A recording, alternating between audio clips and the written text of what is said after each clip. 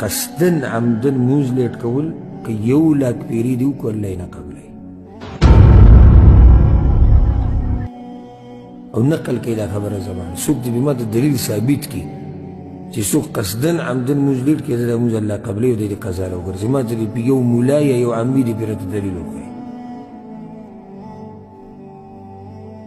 اوس د ماسپښین مونځ مثال کې به 12 بجې دی ته په 10 بجې کې سهار کی نه کی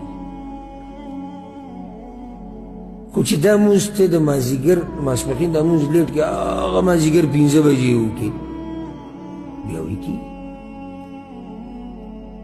چې د 12 نه د خبره 10 ته کړه بیا کېدو او چې د 12 نه د خبره 15 ته کړه بیا کی عجیبه نه څنګه چې دلته د خپل وخت نه مخکې نه کېدو نه حق شان دلته د خپل وخت نه وروسته کول نه کېدو الا دا چې عذر جدا خبره خو بغیر عذر نه مونځ چې لیټ شي د الله نه قبلوي